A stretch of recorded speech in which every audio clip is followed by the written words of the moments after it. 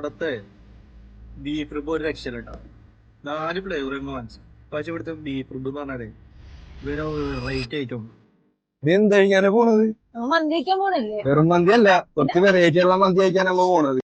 ഇവിടുത്തെ സ്പെഷ്യൽ ആയിട്ട് ഏതാ? ഇവിടുത്തെ സ്പെഷ്യൽ എനിക്ക് തോന്നേ അൽമക്സി അത് വാങ്ങിയാലോ? പറയാ, ട്രൈ ചെയ്യാം.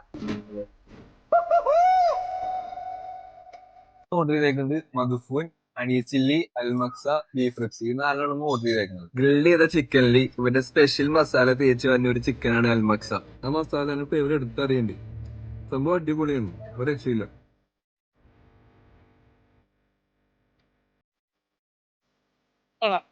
സ്പൈസി ചെറിയൊരു മധുരം.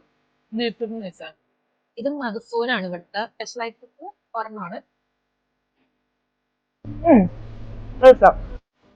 ഇവിടുത്തെ മന്തി റൈസ് ബാക്കിയുള്ള മന്തി ഷോപ്പ് വെച്ച് നോക്കുമ്പോൾ ഒരു വെറൈറ്റി ആണ്. ഫ്രണ്ട്സും ഫാമിലിയൊക്കെ ആയിട്ട് വരുവാണെങ്കിൽ വിശാലമായിട്ട് ഇരിക്കാനുള്ള ഫജിലിസ് സെറ്റ് ചെയ്തിട്ടുണ്ട്. കാക്കനാട് ഇൻഫോ പാർക്കിന്റെയും രാജഗിരിയുടെയും ഇടയിൽ വരുന്ന ഒരു മെയിൻ മന്തി സ്പോട്ടാണ് ഇത്.